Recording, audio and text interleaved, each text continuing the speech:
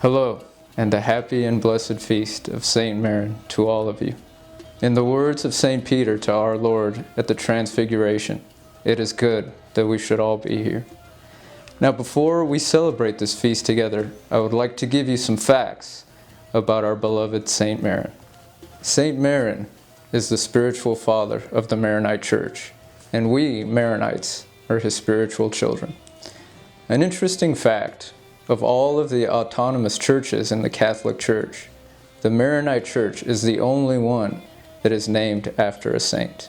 Based on the writings of Theodoret, Bishop of Cyrus, and St. John Chrysostom, who wrote a personal letter to St. Maron, we estimate that St. Maron lived around 350 to 423 AD.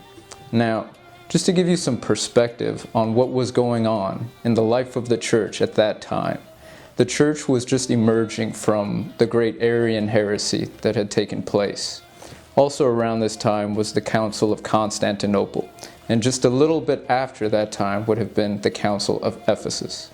An interesting fact about the Maronite Church is that she has always been a great defender of the first four councils of the Catholic Church, most especially the Council of Chalcedon, for which she was greatly persecuted and had to go into hiding for many years.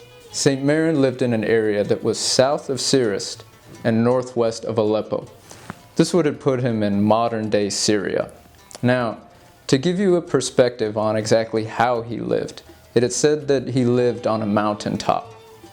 So, when St. Athanasius wrote about St. Anthony the Great, he said that he lived in a fort in the desert for about 20 years. When St. Gregory the Great wrote about St. Benedict, he said that he lived in a cave for most of his life until he was picked to be an abbot at a monastery. St. Maron, however, did not have any sort of shelter, but lived outside. The ground was his bed, and the sky was his roof. And he truly lived the words of our Lord Jesus Christ, who said, "Foxes have holes, and birds of the air have nests, but the Son of Man has nowhere to lay his head."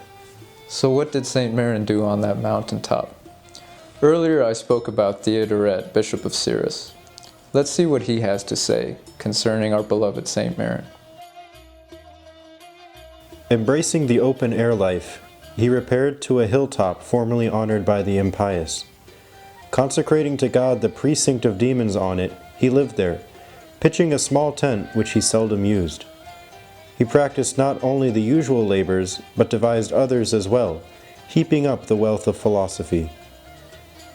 The umpire measured out grace according to his labors, so the munificent one gave in abundance the gift of healing, with the result that his fame circulated everywhere, attracted everyone from every side, and taught by experience the truth of the report.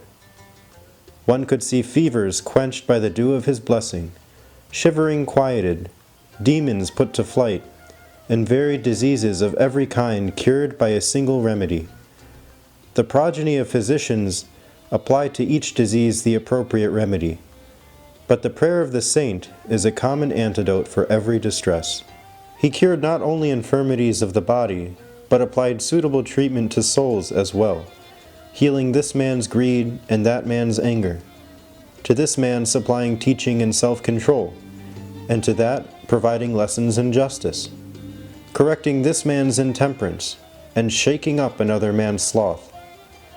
Applying this mode of cultivation, he produced many plants of philosophy, and it was he who planted for God the garden that now flourishes in the region of Cyrus. Attending in this way to the divine cultivation and treating souls and bodies alike, he himself underwent a short illness, so that we might learn the weakness of nature and the manliness of resolution, and departed from life. We hope that you enjoyed learning about our spiritual father, Saint Maron, and we hope and pray that God grants you many blessings and graces through his intercession. May you all have a happy and blessed feast, and God bless you all.